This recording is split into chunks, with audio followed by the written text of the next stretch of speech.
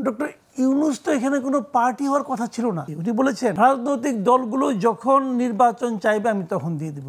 বিএনপিকে ওনার রাজনৈতিক দল মনে হয় না ভাই। দলগুলো এখানে প্লুরাল, বহু বচন। প্লুরাল আজকে তো আপনি বললেন বাম ফ্রন্ট বললেন, বাম জোট তো বলছে, এগুলি রাজনৈতিক দল না, খালি ওনার এনসিপি রাজনৈতিক দল, নিবন্ধনহীন।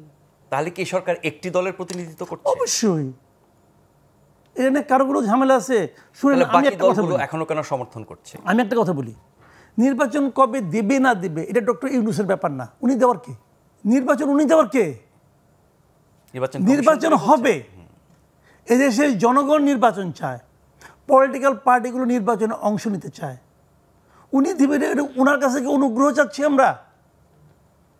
ওনাকে একটা দায়িত্ব দেওয়া হয়েছিল, উনি দায়িত্ব পালনে ব্যর্থ হয়েছেন, এটা হলো বেসিক কথা। আপনি বলেন তো গত 10 উনি আবার অভিমান করে বলে যদি আমাকে ঠিক মতো কাজ করতে দেওয়া না হয়। আরে ভাই 10 মাসে আপনি কি কাজটা করেছেন বলেন তো? আপনি কি কাজটা করেছেন গত 10 মাসে? জাতিটাকে বিভক্ত করেছেন, প্রধান কাজ এটাই করছেন। মব লিঞ্চিংকে প্রাতিষ্ঠানিক রূপ দিয়েছেন। কোনো একটা মবের ঘটনা উনি কোনো প্রতিবাদ করেছেন, কোনো প্রতিকার করেছেন? করেননি। আর কি করেছেন? নিজের ট্যাক্সগুলো ওগুলো মওকুফ করে নিয়েছেন। গ্রামীণের একটা ইউনিভার্সিটি দিয়েছেন, গ্রামীণের একটা ম্যান পাওয়ার বিজনেসের একটা লাইসেন্স নিয়েছেন। আর গ্রামীণের লোকজন, ওনারা যারা একান্ত কাছের লোক, ওদেরকে বিশাল বিশাল পদে নিয়ে বসিয়েছেন না। ওনার একজন সহকারী আছে লামিয়া মোর্শেদ, উনি হলো এসডিজি বিষয়ক উপদেষ্টা। ডক্টর ইউনূস যে অনুষ্ঠানে থাকে সেই অনুষ্ঠানে খেলে নোট নেয়, ওটা কি এসডিজির কাজ? ভাই এগুলি বলে লাভ না, মানুষ এগুলি বুঝে।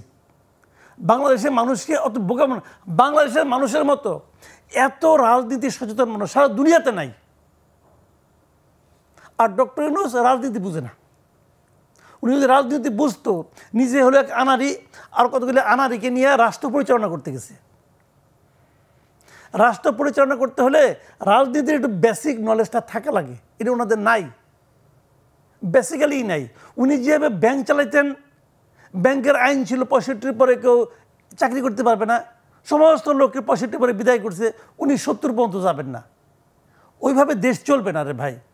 আমি একটা কথা বলছিলাম, এটা বলাতে অনেকে আমার উপর খুব দুঃখিত হয়েছিল, আমাকে বলছিল হ্যাঁ একজন বয়স্ক মানুষ, তার সম্বন্ধে আপনি এই ল্যাঙ্গুয়েজে কথা বললেন। আমি একটা কথা বলছিলাম ওনার সম্পর্কে, যে ডক্টর ইউনূসের কোনো ছাড়ার ইতিহাস নাই, উনি কিছু ছাড়তে চান না। এবং আপনি দেখেন, একটা কথা বললাম, এখানে উনি সহজে ছাড়তে চাইবেন না। উনি কোনো না কোনো ফরম্যাটে